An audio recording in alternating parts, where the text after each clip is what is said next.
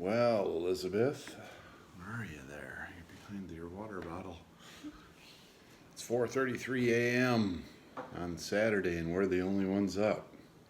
What are we doing today? We're going to Denver. We're going to go to Denver to the flea market. It's so early today on The Crazy Picker Life with Wheeler, Dealer, and Banana Peeler. the moon.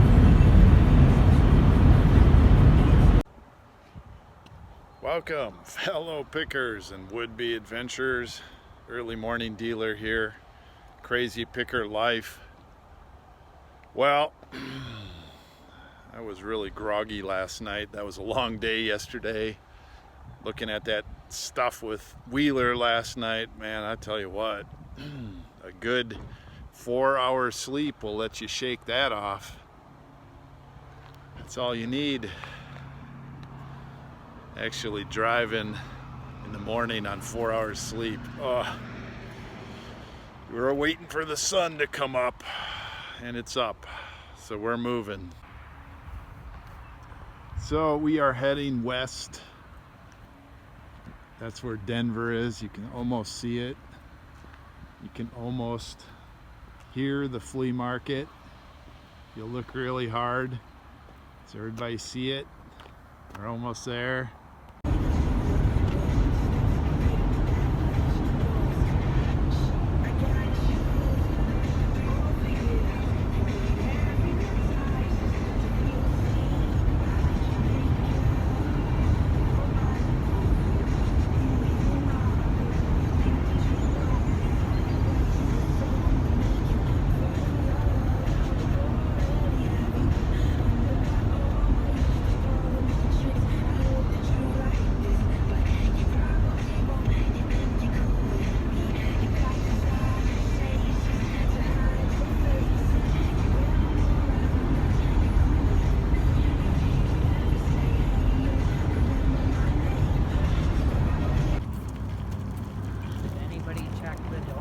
Yes, off to a great start, Jacob. Yeah. You broke the cart Not with your that man broke. muscles. Not that broke. I why it's saw such a you big did deal. it. Why'd you do that? Kate is with us. She's got her purse. She's got her defensive moves, she said. Let's see how that goes. All right, so here we are. The Denver flea market, later than we want to be. Something about the road construction and the 5-hour drive this morning has got everybody on edge. Right, Jacob? Yeah. Yeah, except I don't like it when my cart is busted. All right, here we go. Camera's not going to be on too much. Not a lot of phone battery. This is my GPS and my looker upper and camera right now. So we'll just have to show off the stuff. Okay, the flea market went really well. We'll have to show you that stuff. We are at Park Burger. Oh, look at that.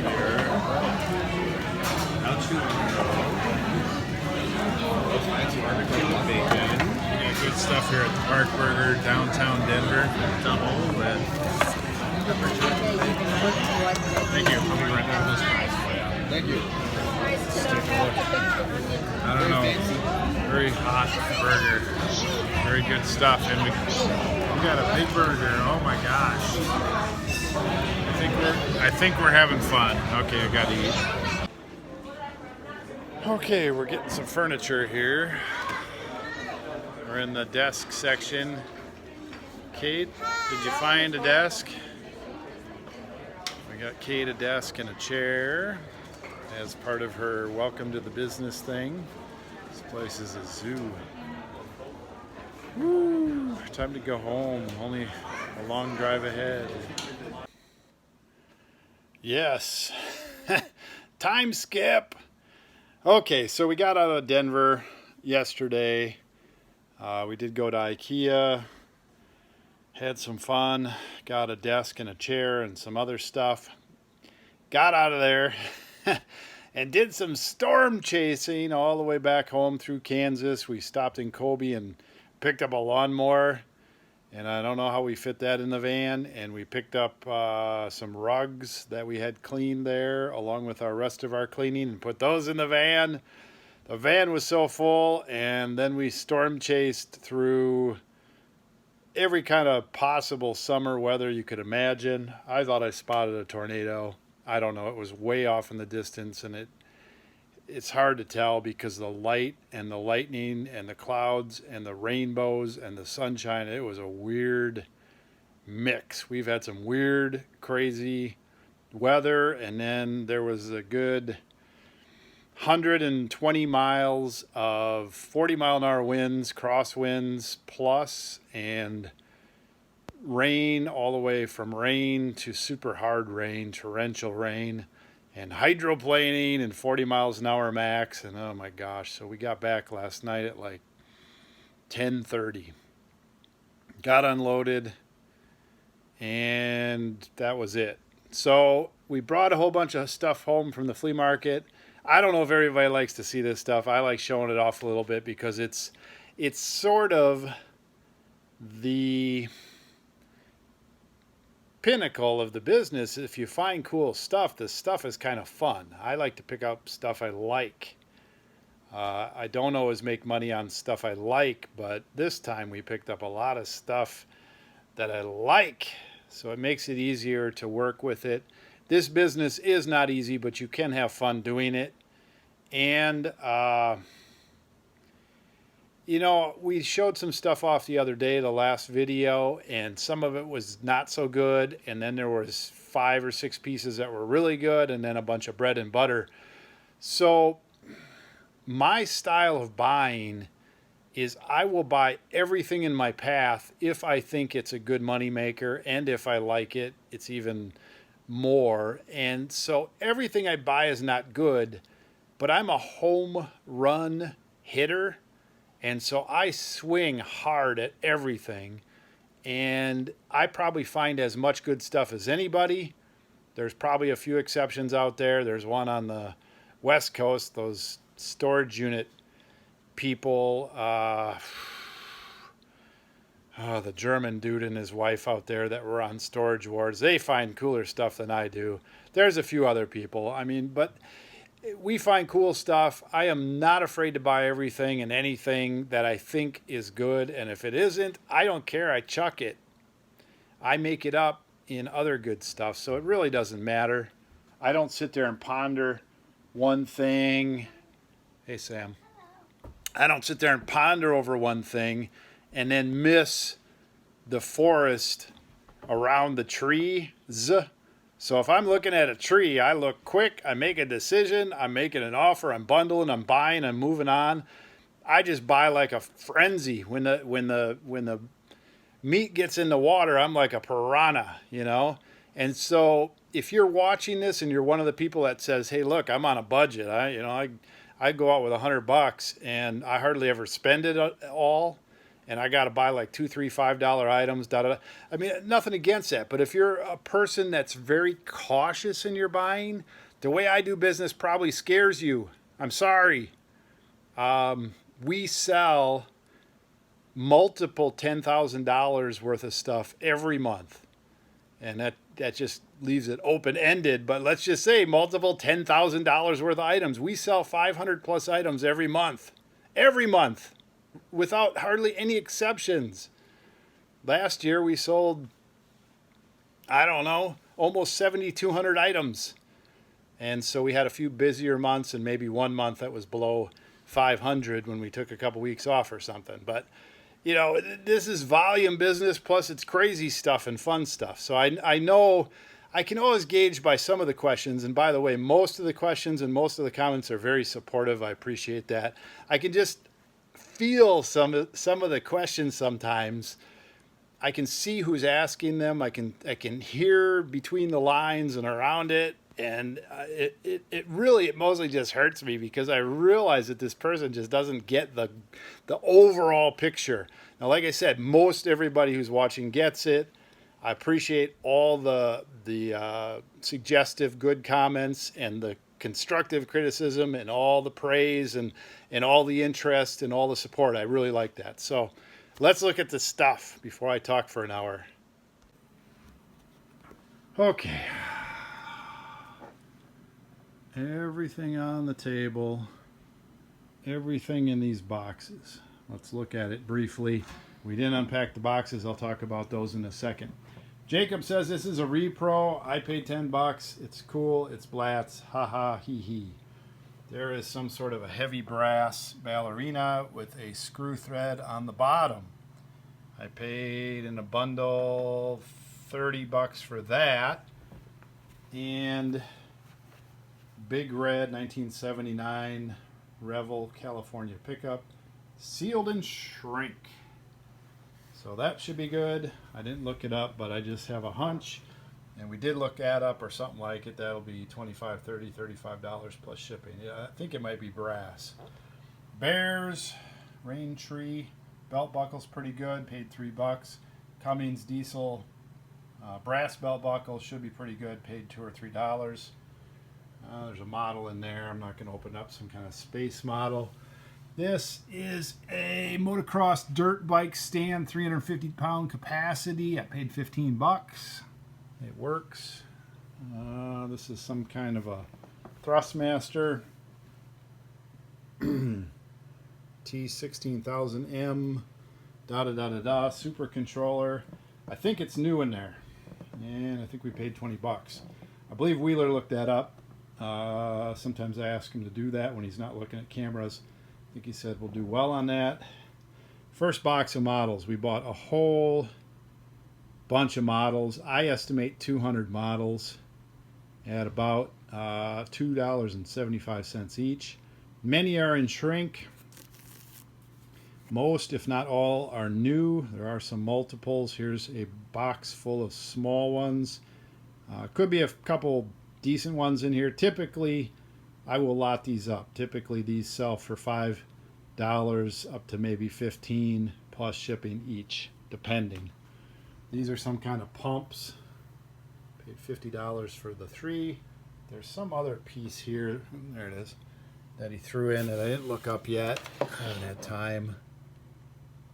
I don't know what it is. Some kind of a joiner, connector, drainer, who knows, but I did look up one of these pumps before I bought them for $50 and knew they sell for $60 plus shipping on up, so I think I'm going to do all right on those 3. There might be one that's worse than the other 2. Got another one of these swim masks with the glass front. I've done well on those before.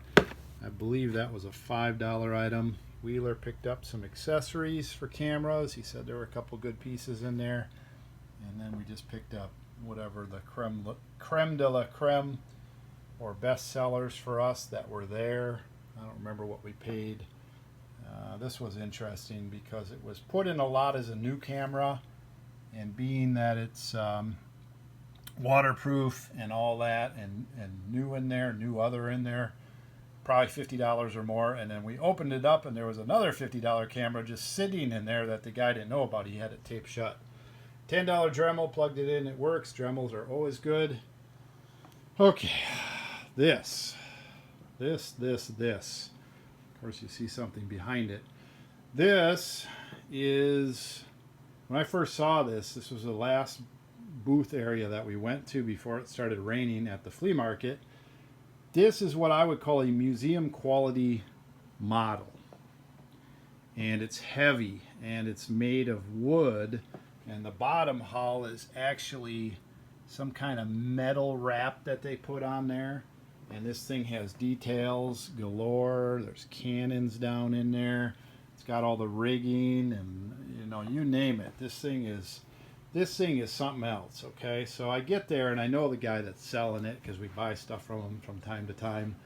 And I'm like, wow, look at that thing. And he goes, you got to look it up. I'm like, well, what do you want for it? He goes, you got to look it up. You got to look it up. He wouldn't tell me. And I knew I was going to buy it. And so I looked up Victory models. And let's see what this is. Historically accurate wooden model kit. It's a HMS Vanguard 1787, third rate, blah, blah, 172 scale. Now there's a whole bunch of rigging and lifeboats and stuff in the box there. So it's half built. It's a little more than half built. Retail on this kit, I don't even know what the date on it is, but there are people retailing these kits. They ain't selling, but they're retailing at near $1,000. That is incredible. One sold at auction new for close to $350 plus shipping, and I did pay 100.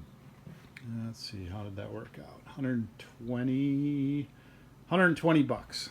Okay. I paid $120 for that.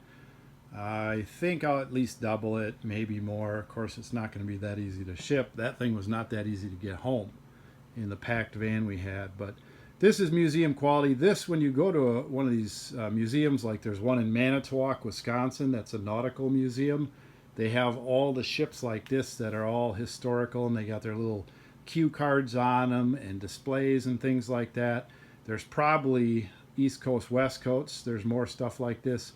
I don't know how many of these they make like this. This is the craziest model I've ever purchased, and I knew they existed, but you just don't find them or get at them very often because they stay in museums, they stay in collections.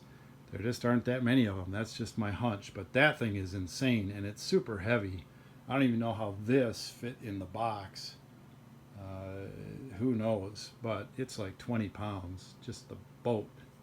Maybe 15 pounds, I don't know. And it probably would float. Somebody asked me that. That is just the craziest thing ever. Good tripods, some vintage German compasses. Wheeler likes tripods. We've whittled it down where we only buy the best ones for decent money. And these both are really good ones. And by good ones, I don't know if the small one will go for more than $100, but it'll probably go quick for, let's say, $75. And this big one, maybe a couple $100. There's tripods that go for a lot of money, and there's a million of them out there that go for nothing or are broken or are cheap. But these are actually pretty good ones. What's the brand on it, you might ask? That's a Bogan. You can look it up. Bogan 3021. And then this one's a little harder to find. It's Inglewood Camera, which is a old camera store that's still going in Denver, but it's a Silk, I think. Or Slick, S-L-I-K, rebrand or something like that, unless we have another one around here. But that's a good little tripod, very sturdy, very strong. Drone and helicopter. So the guy I bought these from, I have a hard time buying stuff from because he always prices the stuff up. And the stuff that I'm asking him about typically is new old stock stuff in boxes or some of his high-end stuff, and so he always prices it high. I asked him what he wanted for these. He said 100 for the drone and the controller and 100 for the helicopter and the controller. And I knew I wanted the helicopter. If you don't know about helicopters, this one's got a few years on it. It's Hawk Pro, and there's some other information on there. It's good size. It's I don't know if you'd call it high pro grade, but it's definitely a beginning helicopter for somebody that's pretty serious. There's a lot of cheap crap out there. There's not that much of it out there. Helicopters are a tough RC fly, and then it's got a pretty good radio that we think is 10 or more channels. I can't think of the name on it. Sansy, I don't know, I'll pull it up. But anyway, I said I'll do both for, I'll buy both for $150, and I was super surprised that he went down because he never bargains on anything. He must have wanted to move these bigger items. I don't know. This has a Chinese chassis on it, and then it has some of the good components, some of the mid-grade or higher grade components. And the case is a really nice case, and the controller is but that should be $150, $200, $250. That's a good one. And the helicopter, we don't know yet, but I will stick by my initial estimate that that'll be $500 plus shipping for the helicopter. And our first read on the controllers, it'll be $150 or more. So that's a really good score, not to mention it's just really cool stuff. We may try to fly the drone. Helicopters, if you don't know how to fly them, that's a dangerous device right there. Those things can be super dangerous, and they are super expensive. Back in the 90s, my dad worked with engineers and such, and one of his buddies in Wisconsin, Dwight, had one helicopter that he had $11,000 in it.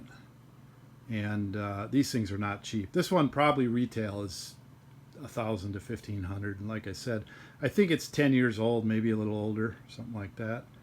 They just don't make a lot of them. They're really cool. I think the drones are coming in more, and there may not even be helicopters at some point much. So where do you find that in one day, along with that? Along with a guy selling every kind of model. Let's see, how many models did I say? 200 models. So I've got big planes and submarines. I've got spaceships and more planes. I've got ZZ Top's car and some kind of 6-wheel bubble car model.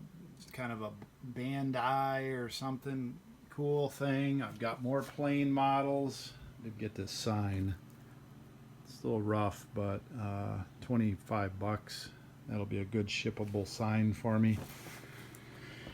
Oh, did I miss anything over here? I don't think so. Okay, so lots of planes. We haven't inventoried or went into these yet. Now, my experience with stuff like this is it's all over the map. It all depends. The bigger they are, a lot of times the more expensive, but not always. These are all good planes. They go all the way down. These are high boxes. And more planes. And most of these have some age to them. This came from a collector of sorts. So neat stuff here. And of course, I like models. I grew up with them when I was before video games, when I was in the early days in the mid 70s to probably early 80s when I discovered video games and then girls. 200 models I think here, and half of them are real small planes probably. The other half are cars and boats and planes, bigger stuff. Like I said, I paid under $3 each. I think it's going to average with everything here. There's some large space models in here that got to be $50 to $100, somewhere in that range. They're going to average $10, I bet. So $7 times 200. There's a good that'll be a profit. We're going to bundle some up together. That's a good way to do it. And then anything that sells over a certain point will sell individually, and these will be good for Kate to go through. The guy said he had 7,000 more, and I would have made an aggressive move on it if I was in a position to do that. And I guess when I say if I was in a position to do that, I mean if I was there and they were there and I had the money with me. So I'm not, a lead like that, I'm not going to pursue right now because I've got camera stuff coming out of the yin yang. When I go back there to the flea market, I'm going to be looking for this guy, and I'll buy this much again if it's there. I can't buy 7,000 models right now. I don't have the space for it. I really don't. And it's not that we're behind on regular stuff. We are. we probably have 4 weeks of inventory if both Kate and I work really hard at it. And I don't mind that position. I don't want to be 6 months deep though, not with the camera, not with the amount of camera stuff that I have. I've got to process more of that this year. So if not, I would have got the guy's number and I would have set something up. You know, typically, believe this or not, every month I probably run into a lead like that where I could go buy a half warehouse or whatever you would want to call it, some guy's garage full of stuff. And I buy some of those things from time to time, but typically I just buy enough. So there's, you know, it seems like I run into 3 types of people in the picking business. There's a group of people that can never find enough stuff. And, you know, I get it, I guess. Some parts of the country are worse than others. Some areas we travel if we have to, so you can solve that problem. And then there's people that seemingly are pretty comfortable with stuff. Either they're able to go out every day, they get enough stuff, they process most of what they have, their ship is pretty tight. There are those people, and, you know, that's great.